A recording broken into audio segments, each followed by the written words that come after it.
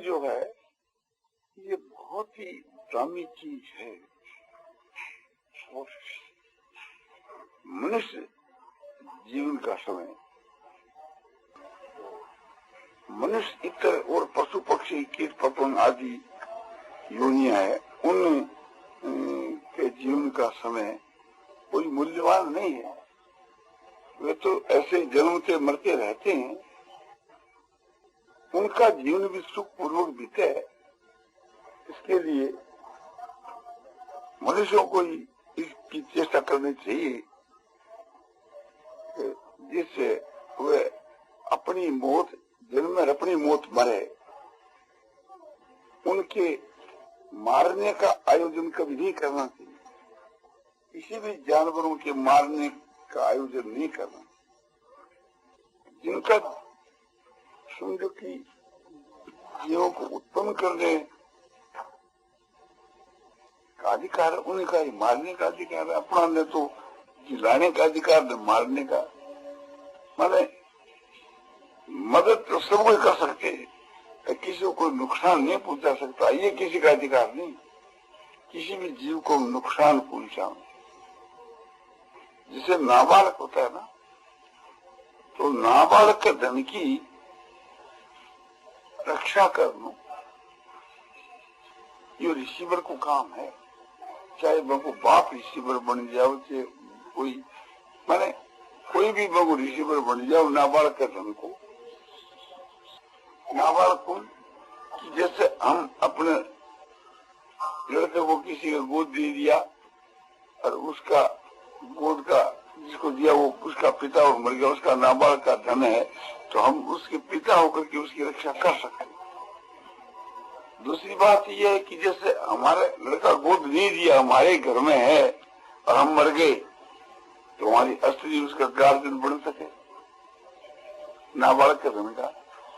हमारा भाई बन सके, हमारा दूसरा लड़का उसका बड़ा भाई बन सके, कोई भी बन सके, और गवर्नमेंट का आदमी बन सके। किंतु उसका कर्तव्य हो जाता है कि उसके धन की रक्षा कर, उसका जिस प्रकार से हित हो ये चेष्टा करना, अहित करना ये उस गार्जियन का काम नहीं। तो सारी दुनिया के जितने जो प्राणी हैं, मनुष्य उसका गार्जियन है। तो इनका ये कर्तव्य है कि ये सब नाबालक, इन सब का हित करना, सबकी सेवा करना। हमारे शास्त्रों में कहीं ऐसी बात नहीं आती है कि भाई मनुष्यों का हित करे। ये आती है कि भूत प्राणियों का नाम ज्ञान मात्र का अद्विशास्त्र भूता नाम मैत्र करुणे होते, सारे भूतों में द्वेष भाव से रहित होना, सब की अपने सेवा करना, सब में प्रेम करना, सब पर दया करना। तो एक प्रकार से सब प्राणी की सारी गीता को देख लो, कहीं देख लो, एक प्रकार से सब भूतों को लेते हैं। कहीं कोई एक जैसी बात आ गई तो वो एक प्रकार से जैसे भी माता पिता की सेवा करनी चाहिए, गुरु की सेवा करनी चाहिए, श्रीपति की सेवा करनी चाहिए, वो एक अलग बात है। किंतु जहाँ सार्वजनिक प्रकरण आएगा तो वहाँ ये बात आवेगी कि सबकी सेवा करनी चाहिए, सबको सुख पहुंचाना चाहिए, सबका हित करना चाहिए। हमारे शास्त्रों का दायरा बड़ा व्यापक है। हमारी जो सेवा है सो व्यापक है, उच्च कोटि की है।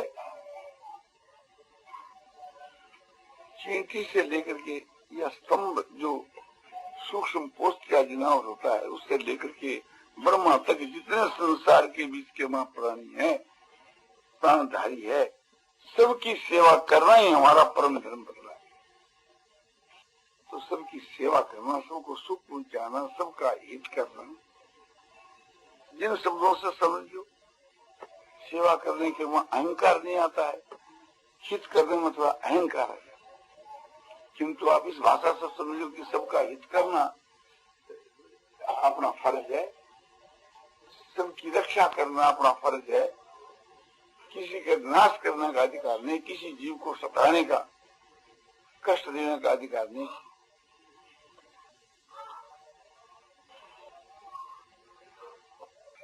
अपने मनुष्य जीवन का जो समय है वो बड़ा दामी है।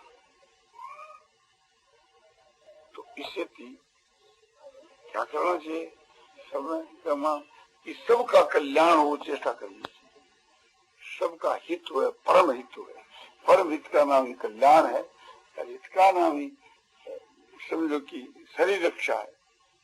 शरीर रक्षा का नाम हित है और आत्म रक्षा, उसके आत्मा का उद्धार हो, कल्याण हो, ये परम हित है।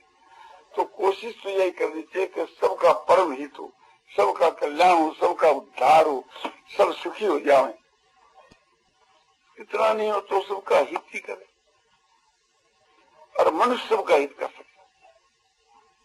यदि हम निष्काम भाव से सबके हित के वास्ते लग जाएं तो सब हमारा कल्याण भी,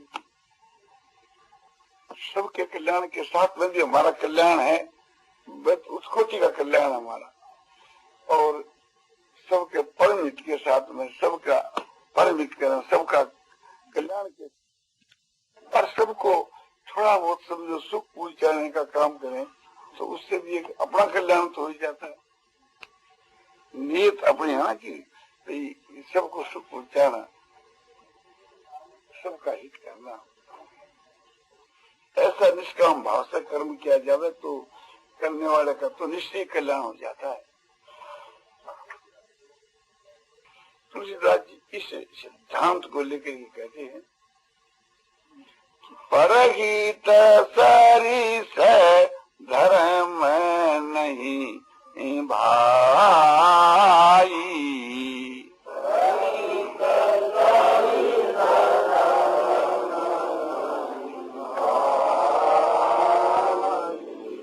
पर पीड़ा सम नहीं अदमाई।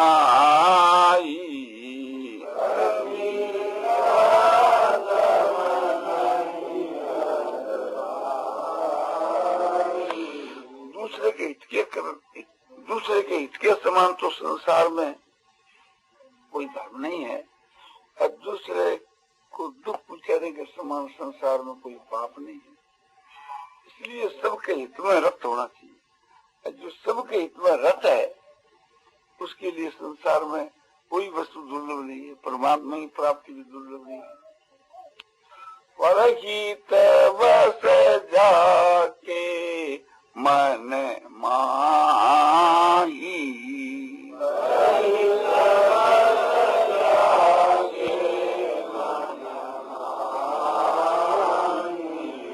ताको कछु दुर्लभ जग नाई।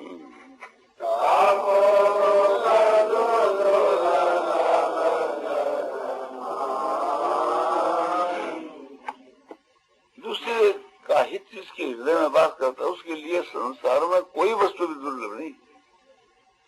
गीता भी कह है कि ते प्रापनुवंती मामेव सर्वभूत हिते रता। जो सारे भूतों के हित में रत है, भगवान कहते हैं मुझको प्राप्त हो। तो सबके हित में रत होना ये मनुष्य मात्र का कर्तव्य है। सब कोई को अन्न और जल देकर के अन्न जल ग्रहण करना ये अपना परम कर्तव्य बतलाया है। इस प्रकार का यदि निष्काम भाव से कोई करे तो ये महायज्ञ है, इससे मुक्ति हो जाती है। एक तो यज्ञ होता है जिसमें 150-200 आदमियों को भोजन मिले और होम हुए, ब्राह्मण भोजन हुए, वो तो यज्ञ। और महायज्ञ उसका नाम है कि दुनिया में सारे प्राणियों को समझो कि आपने अन्न मिले खाने के लिए, वो महायज्ञ हो जाता है। सारे दुनिया के प्राणियों को जल मिले तो वो महायज्ञ हो गया। बोलो सब दुनिया के प्राणियों को अन्न मनुष्य दे सकता है, बोलो खूब दे सकता है।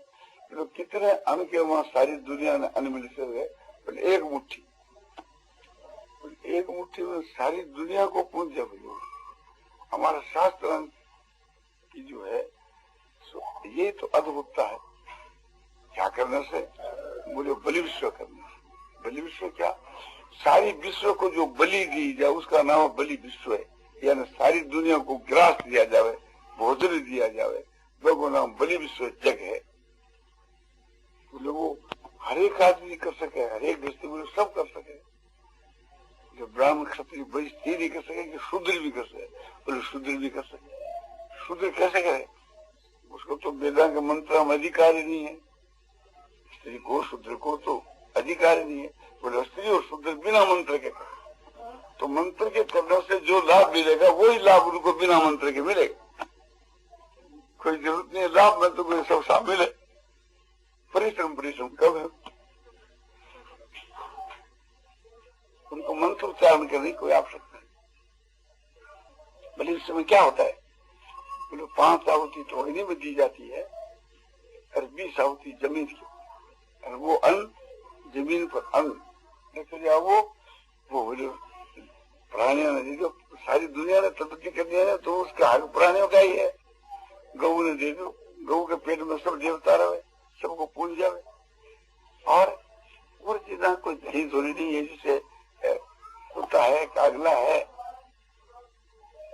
और कीड़ी मकोड़ी है, इनको भी दे दो। कोई घर के ऊपर अतिथि आए हुए है तो पहले भी दे दे। प्राणियों ने बच्चों को जो अन्य सब प्राणियों ने दे दो, उसी में सबको विभाग करके दे दो। कोई नहीं आवे तो गऊ ने दे दो, तो उससे सबको पूंज जाए, सबको पूंज जाए। शास्त्र लिखा है कि सारे सब प्राणी अन्न से उत्पन्न हुए, और वो अन्न किससे पैदा हुए? बरखा से, मेघ से। मेघ किससे पैदा हुए? इस अपने महाजग से, यज्ञ से। यज्ञ किससे पैदा हुए? बोलो कर्म से। और कर्म का अधिकार किसको? मनुष्य, और हम लोग मनुष्य। इसलिए एक प्रकार से हम लोग जो कर्म करें, जग करें, तो उसमें यज्ञ में दी आहुति सूर्य को प्राप्त हुए। सूर्य की किरणा पुष्ट होकर के और उसमें जल की वृद्धि हुए, और जल की फिर वर्षा, मेघ होकर जल की वर्षा हुए। अब वर्षा होने से फिर अन्न उत्पन्न हुए, और अन्न से सारे प्राणी हैं, सो अन्न से जीवे, जिनको जो खाद्य बन गुना अन्न है। सारे यौन मात्र प्राणी की उत्पत्ति है सो अन्न से। अन्न को मतलब है कि जो साग है, अन्न है, फल है, दूध है, ये सब जितना जो खाने का पदार्थ है वो सबको नाम अन्न है। तो अन्नाद भवन्ति भूतानि और पर्जन्यादन संभव है, ये ज्ञात भक्ति पर्जन्यो यज्ञ कर्म शोध। सारे भूत प्राणी अन्न से उत्पन्न होते हैं, अन्न की उत्पत्ति है सो पर्जन्य माने मेघ से होती है, मेघ की उत्पत्ति जग से होती है, यज्ञ की उत्पत्ति क्रिया से होती है, क्रिया साध्य। इस प्रकार से अपने जो क्रिया साध्य जो है बलि विश्व है, उससे सारी दुनिया की तरफ हो जावे। रोज 1 पैसा कौन लगा, एक मुट्ठी से काम हो जाए, ज्यादा करो 2 पैसा कर दो, इससे काम चल जाए। अपने घर के माँ समझो कि भोजन बढ़ाए जाओ उसी में से, और कोई अलग की जरूरत नहीं। अपना समझो कि एक मुट्ठी कम भोजन कर लिया सब मिलकर, तो क्या हुई, उससे कोई मर्द हो ही गया, और सबकी सेवा होगी। इसी प्रकार से सबको जल दे करके जल पीणु। नारायण नारायण नारायण श्रीमन्नारायण नारायण नारायण श्रीमन्नारायण नारायण नारायण श्रीमन्नारायण नारायण। ऐसे ही जब हम तर्पण करते हैं, अपने कोई श्राद्ध यहाँ होता है करना, तो ये श्राद्ध की मर्यादा के रोज तर्पण करना, किंतु रोज तो हम लोग नहीं कर पाते, श्राद्ध के समय करते हैं। तो उस समय के बीच के माँ प्रथम सो ऐसे ही साक्षात देवताओं को आहुति दी जाती है, ब्रह्मा विष्णु आदि। उसके बाद के बीच के माँ ऋषियों को आहुति देते हैं, इसकी जल से तपत करते हैं उनको।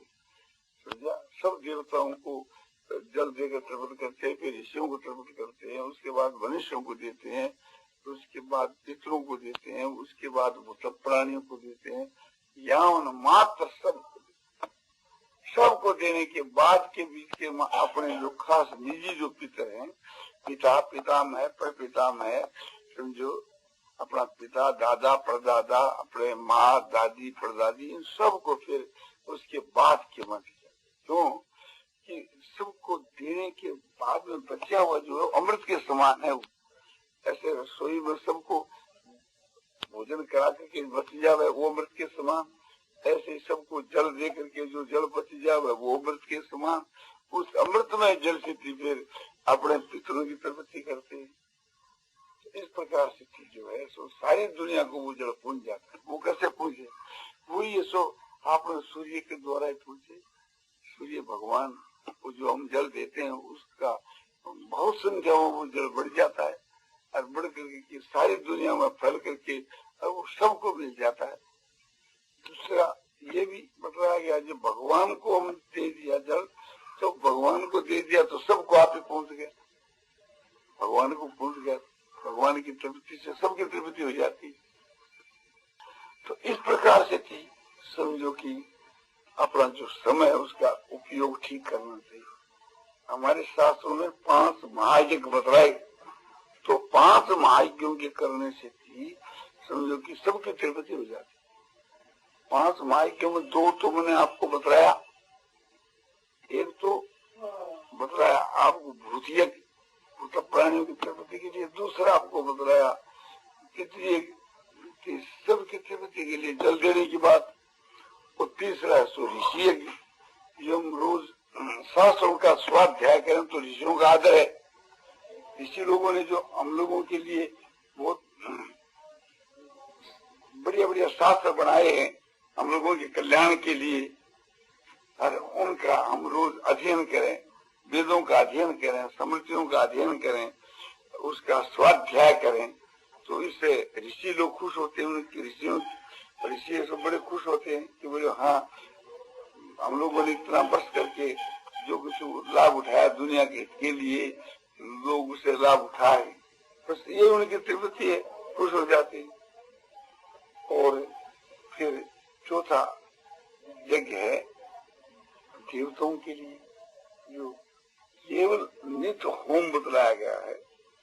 ये तो अंग रूप से थी बलि विश्वकर्मा होम है, और खाली होम की अलग विधि है देवताओं की तृप्ति के लिए, वो बात एक प्रकार से अलग है। देवान भाव्यता नेन ते देवा भाव्यंत परस्पर भाव्यंत श्रेय परमात्मा। तुम देवताओं को इस यज्ञ के द्वारा भाव, देवता तुम्हारे को भाव है, परस्पर एक दूसरे को जाने से दोनों का ही कल्याण हो जाता है, परम श्रेय की प्राप्ति हो जाती है। तो वो नित्य प्रति होम कर वो देव यज्ञ, देवता उससे तृप्त होते हैं। हर एक मनुष्य के वो एक देशी चीज है, वो पहला जो बतलाया वो सर्वदेशी बतलाया, और ये एक देशी समझो कि उससे एक मनुष्य तृप्त होते हैं, पशु पक्षी नहीं होते। मनुष्य क्या कि अपने घर के ऊपर कोई मनुष्य आ जावे तो उसका आदर सत्कार करना, उसको भोजन कराना, अतिथि को, ये अतिथि सेवा जो है ये मनुष्य। इस प्रकार से हम 5 यज्ञ करें तो सब ऋण से भी मुक्त हो जावे, पापों से मुक्त हो जावे, और निष्काम भाव से करने से अंतःकरण शुद्ध होकर के परमात्मा की प्राप्ति तक। तो अपने समय का उपयोग इसको ठीक करना। ये बताना चाहिए कि समय जो है ये बहुत दामी है, एक एक क्षण लाख रुपया खर्च करने पर नहीं मिल सकता, ऐसा हमारा क्षण है। क्योंकि एक क्षण में मुक्ति हो सकती, जब एक क्षण में मुक्ति हो जाए तो उसका क्या मूल्य हम बताएं। उसका मूल्य एक प्रकार से परमात्मा है। परमात्मा की प्राप्ति क्षण में हो जाए तो उसका मूल्य है परमात्मा की प्राप्ति। तो परमात्मा की प्राप्ति मूल्य है एक क्षण का मूल्य परमात्मा की प्राप्ति। तो रुपयों से उसका मूल्य आंकड़ा मूर्खता है। तो क्षण मात्र हो, जब प्राप्ति होती है तो क्षण में ही होती है। परमात्मा जो मिलते हैं, वो जो अंतिम क्षण वो तो क्षण ही तो है। वो क्षण के माफक आज हमारा भाव हो जाए तो अब परमात्मा मिल जाए, फिर फिल्म की बात ही क्या है। तो वैसा भाव होना चाहिए। तो उस वक्त में कैसा भाव होता है कि उस वक्त के वहां भगवान के वहां अनंत प्रेम हो जाता है, विशुद्ध प्रेम हो जाता है। बस भगवान के स्वभाव किसी में हमारा प्रेम नहीं रहता, भगवान के स्वभाव कोई बात की इच्छा नहीं रहती, भगवान की प्राप्ति की इच्छा रहती है और भगवान का ही भजन ध्यान होता है और किसी का भजन ध्यान नहीं होता।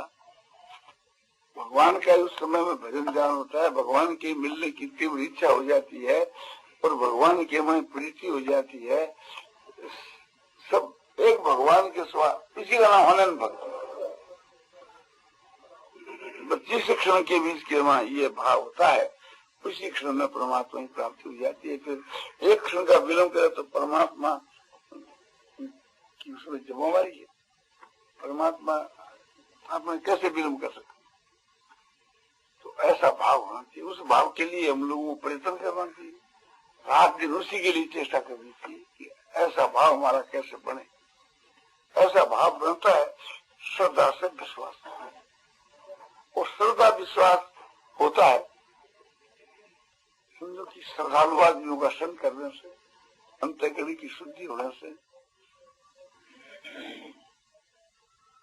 श्रद्धा होती है, और श्रद्धा होने से प्रेम होता है, प्रेम होने से भगवान मिल जाते हैं। ये शिक्षा है।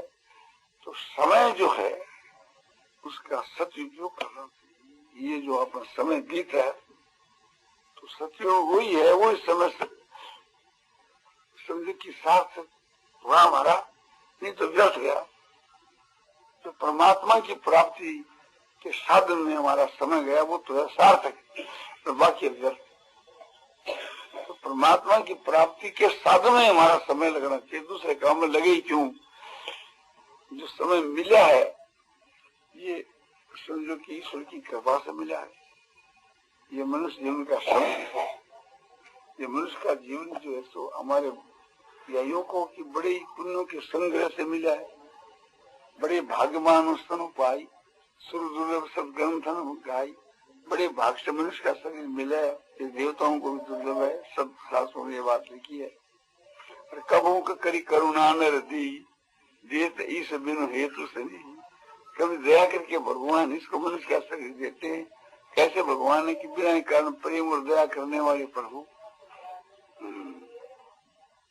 तो भक्ति मार्ग के बीच के वहां तो भगवान की दया से मिलता है, ऐसा मानना चाहिए। ज्ञान मार्ग से ऐसा समझना चाहिए कि पुण्यों के संग्रह से मिलता है, अपने पुण्यों का फल है। तो दोनों ही बात ठीक है। तो ऐसे शरीर को पाकर के एक एक मिनट अपने काम में जाने चाहिए। निकम्मा तो कभी रहना ही नहीं चाहिए, फालतू समय कभी बिताना ही नहीं चाहिए, व्यर्थ का समय कभी नहीं बिताना चाहिए, निद्रा परमात्मा कभी समय नहीं बिताना चाहिए, दुर्गुण दुराचार के बाद समय कभी नहीं बिताना चाहिए। वो व्यर्थ से भी और खराब है। दुर्गुण दुराचारों में जो समय बिताना है वो तो उससे भी और ज्यादा खराब है। वो तो एक नरक देने वाला है। आलस है, प्रमाद है, निद्रा है, तो अधोगति में ले जाने वाले हैं। इसमें तो समय कभी बिताना ही नहीं भूल करके भी। किंतु राष्ट्रीय काम में भी नहीं बिताना चाहिए। राष्ट्रीय काम में भोग विलास के माँ, ऐसा आराम में, स्वाद शौकीनी के माँ, इसमें जो समय बिताना है वो रजोगुण के माँ बिताना है, वो भी खराब है, वो भी पुनर्जन्म के देने वाला है। तो अपना सारा समय जो है सो सात्विक काम में बिताना चाहिए, उत्तम से उत्तम काम के वहां बिताना चाहिए, उत्तम गुणों का सेवन करना चाहिए, उत्तम आचरण करना चाहिए, ईश्वर की भक्ति करनी चाहिए, और अपनी मुक्ति के लिए जो साधन बताए उस काम के वहां अपना समय बिताना चाहिए। ये उत्तम से उत्तम समय है।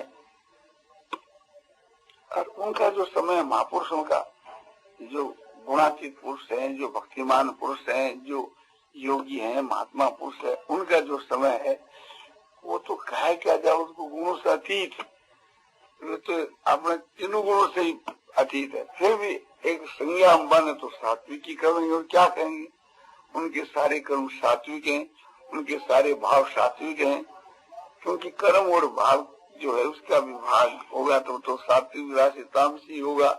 या यूं कह सकते हैं कि भी उनके कर्म दिव्य है, उनके कर्म अलौकिक है, उनके कर्म अकर्म है, ये समझ नहीं कर सकते। ऐसे हमारे भी कर्म हो सकते हैं, उनकी हम एक नकल करें तो वो संज्ञा हमारे कर्मों की मानी गई है कि ये कर्म भी अकर्म हो जाते हैं, उनकी माफक हम करें और वैसा ही करना चाहिए।